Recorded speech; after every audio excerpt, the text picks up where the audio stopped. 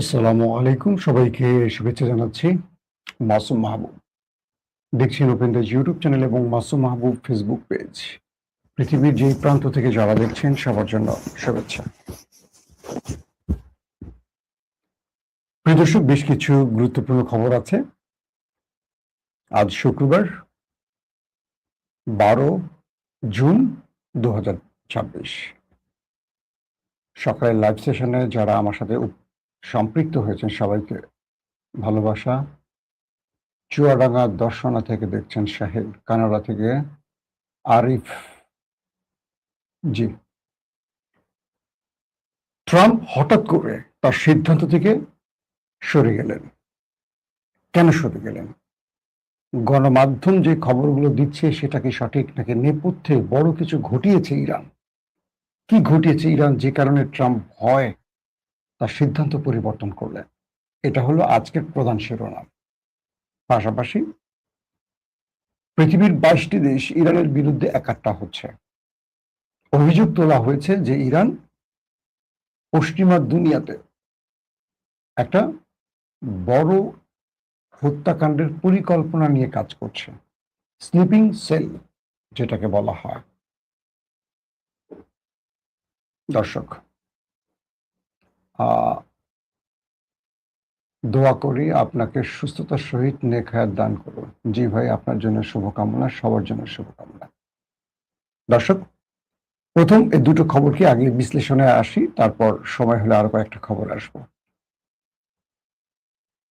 আমেরিকার সাথে ইউরোপ এবং পশ্চিমা দুনিয়ার প্রায় 22টি দেশ সম্পৃক্ত হয়ে প্রতিবাদ জানিয়েছে ইরানের বিরুদ্ধে।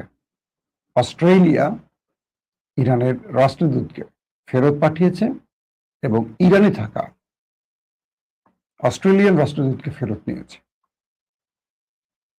পাশাপাশি আরো কয়েকটি দেশ, নেদারল্যান্ড, ব্রিটেন, বেশ কিছু দেশ, প্রায় 22টি দেশের কথা বললাম, যারা ইরানের বিরুদ্ধে স্লিপিং সেলের একটা অভিযোগ তুলেছে।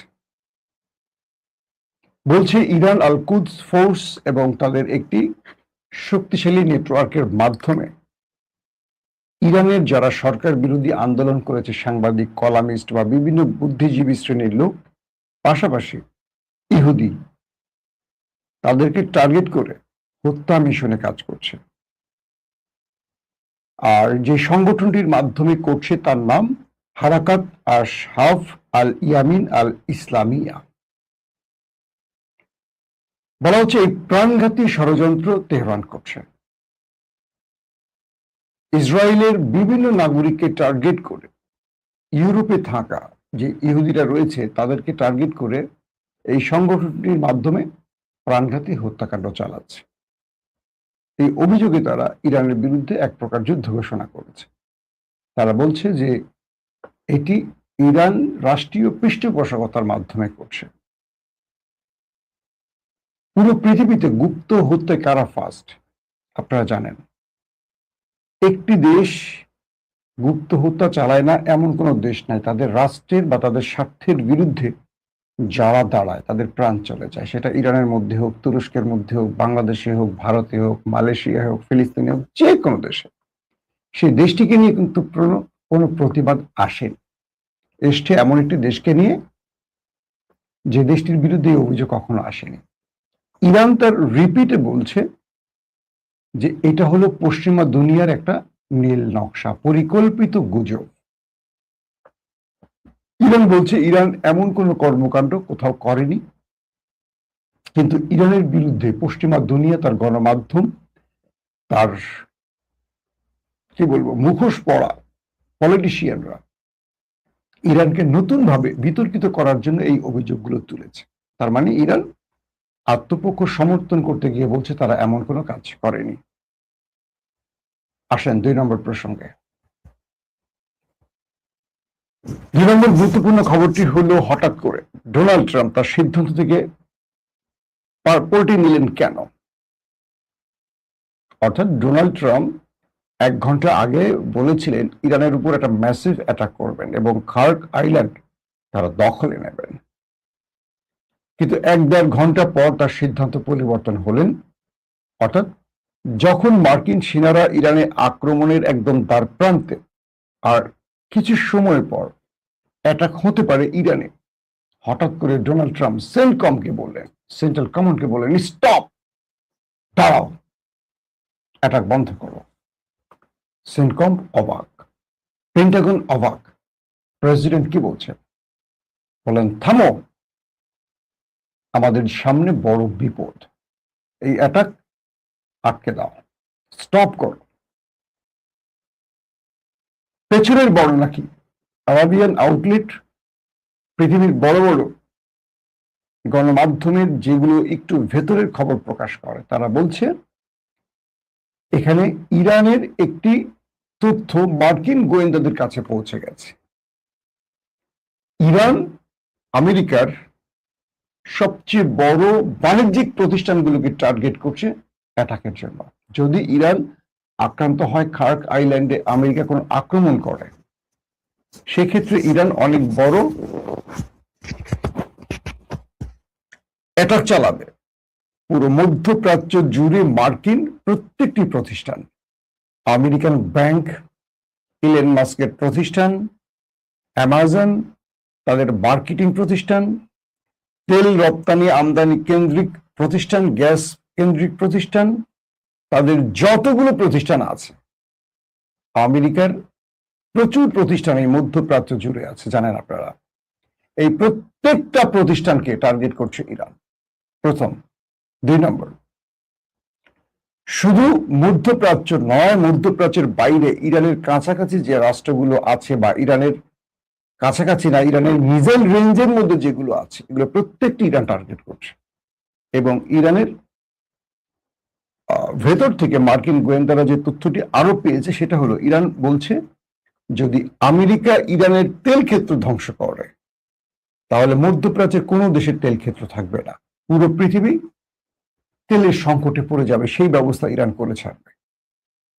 অর্থাৎ আরব রাষ্ট্রগুলোর মধ্য থেকেই তো মোটামুটি পৃথিবী জুড়ে তেল যায়, এই প্রতিটা তেলের ডিপোগুলোকে জ্বালিয়ে দিবে ইরান। মানে একটা বড় সড়ো পরিকল্পনা করেছে। এই তথ্যটা ইরানের কি বলে, ইরানে থাকা এজেন্সির মাধ্যমে সিএর কাছে পৌঁছে গেছে, সে পেন্টাগনকে জানিয়েছে। নাম্বার 1। নাম্বার 2, যদি ইরানে আক্রমণ হয়, খার্ক আইল্যান্ডের থেকে প্রায় 80% তেল, মানে ইরানের যে 100% তেলের 80% খার্ক আইল্যান্ড থেকে রপ্তানি করা হয়। এখানে অনেকগুলো প্রতিষ্ঠান আছে যারা চীনের, সরাসরি চীনের সাথে কাজ করে। চীন এবং রাশিয়া তারা স্পষ্ট হোয়াইট হাউসকে বার্তা দিয়ে দিয়েছে, যদি ইরান আক্রান্ত হয় বা খার্ক আইল্যান্ডে কোনো অ্যাটাক হয়, চীন প্রকাশ্যে মাঠে নামবে। চীন আর কোনো রাগডাক থাকবে না। রাশিয়া একই অবস্থায় প্রেসিডেন্ট ট্রাম্পকে বার্তা পাঠিয়েছে। অর্থাৎ রাশিয়া চীনের পক্ষ থেকে দুটো বার্তা চলে গেছে, ভ্লাদিমির পুতিন এবং শি জিনপিং এর পক্ষ থেকে চলে গেছে ডোনাল্ড ট্রাম্পের কাছে। তারা বলছে এই অঞ্চলের প্রত্যেকটি জাহাজে হিট করা হবে। এবং আরো তথ্য গেছে আমেরিকার কাছে বা প্রেসিডেন্ট ট্রাম্পের কাছে, গালফ অফ ওমান থেকে শুরু করে উপসাগরীয় অঞ্চল, ভারত সাগর আশপাশে, লোহিত সাগর, যতগুলো সাগর আছে যেখানে মার্কিন কোনো জাহাজ আছে, একটাও রেহাই পাবে না। অর্থাৎ একটা খার্ক আইল্যান্ড কেন্দ্র করে পুরো ইরান, আমেরিকা তার মিসাইলের মধ্যে বা ইরানি মিসাইলের নিয়ন্ত্রণে আছে এমন কোনো কেন্দ্র ছাড়বে না, কারণ এটা ইরানের অস্তিত্ব।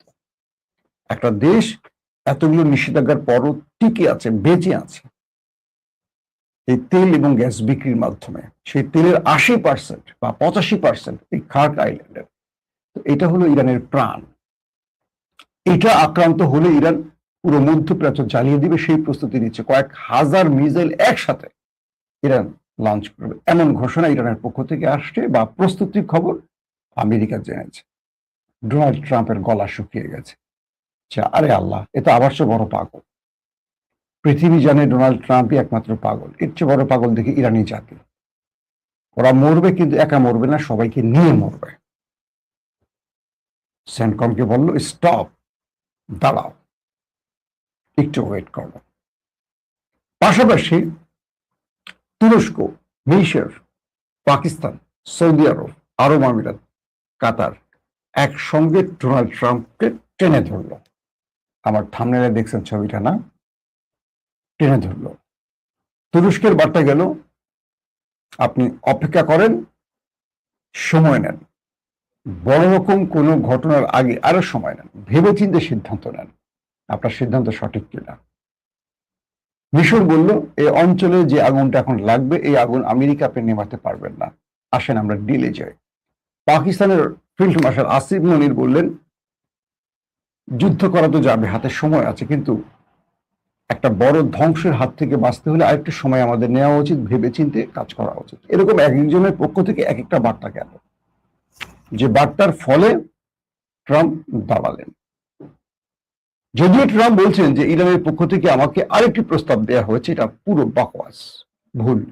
ইরানের পক্ষ থেকে বলা হয়েছে এমন কোন বার্তা আমরা ট্রাম্পকে তো দূরের কথা আমেরিকার কাউকে দেইনি, আমরা বরং ট্রাম্পের প্রস্তুতির জন্য আমরা আমাদের প্রস্তুতি নিয়েছি। ট্রাম্প যা করবে আমরা কি করবো এইটার মধ্যেই আমরা সীমিত, ব্যাকগ্রাউন্ডে আমরা কাউকে কোনো বার্তা পাঠাই না।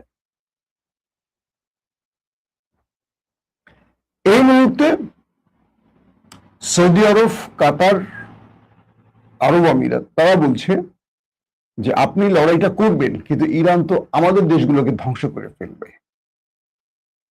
এটার সমাধান কি? আপনি কি পারবেন আমাদের রক্ষা করতে? পারছেন? প্রথম 40 দিনে, প্রথম 40 দিন তো আমরা আপনাকে অনুমতি দিয়েছিলাম আক্রমণের জন্য, কিন্তু আপনি পারেননি। আপনি নিজেকে রক্ষা করতে পারেননি, আমাকে রক্ষা করবেন কি? আপনার ঘাঁটিগুলো তো সব ছেঁড়া বেড়া করে ফেলছে ইরান মিসাইল মেরে। যে নিজের ঘাঁটি রক্ষা করতে পারে না, বিমান ঘাঁটি রক্ষা করতে পারে না, ইভেন যে যার প্রতিরক্ষাকে রক্ষা করতে পারে না। প্রতিরক্ষা ব্যবস্থা কি? এয়ার ডিফেন্স সিস্টেম, যেটা দিয়ে মিসাইল ধ্বংস করবে সেটাকে ইরান ধ্বংস করে ফেলছে। গতকালকের খবর, প্যাট্রিয়ট ধ্বংস করে ফেলছে। যে প্যাট্রিয়ট থার্ড দিয়ে ইরানের মিসাইল ইন্টারসেপ্ট করবে আমেরিকা, সেগুলোর ব্যাটারি ধ্বংস, সেগুলোর রাডার সিস্টেম ধ্বংস করে ফেলছে। বাহরাইনের রাডার সিস্টেম, আর্লি ওয়ার্নিং সিস্টেমগুলি ধ্বংস করেছে। জর্ডানে তাদের F-16, F-15, F-35 এর হ্যাঙ্গার ধ্বংস করে ফেলছে, অনেক বিমান ধ্বংস করে ফেলার দাবি করছে IRGC। তো এই পরিস্থিতিতে আপনি এই যুদ্ধে আরবকে আর পড়াবেন না, অর্থাৎ পুরো আরব পেছন থেকে ট্রাম্পকে টেনে ধরছে। ট্রাম্প পড়ে গেছেন মহাবিপদে। পাশাপাশি ফিফার পক্ষ থেকে ট্রাম্পকে বলা হয়েছে, সামনে আজকালকের মধ্যে শুরু হচ্ছে যে বিশ্বকাপটাকে অনিশ্চিত করে ফেলছেন, বা মানুষের টেনশন বাড়ছে, মানুষের মধ্যে এই খেলার উত্তেজনাটা, মানে এই যে 4 বছর পর একটা বিশ্বকাপ নিয়ে উত্তেজনা, এটাকে এখন যুদ্ধের উত্তেজনার মধ্যে মিলিয়ে ফেলছেন। আপনি একটু ওয়েট করেন। বহুমুখী চাপের পর ট্রাম্প আটকে গেলেন। যদি খার্ক আইল্যান্ডে আজ রাতে অ্যাটাক হতো, আমরা পৃথিবীর নতুন একটা, মানে কি বলবো, মধ্যপ্রাচ্যের নতুন কোন একটা গল্প শুনতাম। আমেরিকা এমন হুমকিও দিচ্ছে তারা নিউক্লিয়ার অ্যাটাক করতে পারে। ইরান বলছে করতে চাইলে করো, তার বিকল্প আমার কিছু আছে, আমি সেটা ব্যবহার করব। তোমারটা পৃথিবী জানে, আমারটা পৃথিবী জানে না। তো আমেরিকা আবার টেনশনে পড়ে গেল, তাহলে ইরান আসলে কি নিউক্লিয়ার বানায় ফেলছে? IAEA যে বলছে ইরানের লাস্ট 3-4 মাস তারা ইউরেনিয়াম বা পরমাণু বা পারমাণবিক প্রকল্পের কোনো আপডেট জানে না, যেটা আন্তর্জাতিক সংস্থা IAEA। তাহলে 3-4 মাসের মধ্যে ইরান আবার নিউক্লিয়ার বানায় ফেলছে কিনা? কারণ 60% থেকে 90% উন্নীত হতে সময় লাগে মাত্র 15 থেকে 20 দিন, হয়ে গেছে 4 মাস যুদ্ধের, 100 দিন অতিক্রম করেছে। তো ইরান কি বসে আছে না কিছু করেছে? এই যে বিষয়গুলো ইরানের এখন কি বলে আমেরিকার মধ্যে কাজ করছে।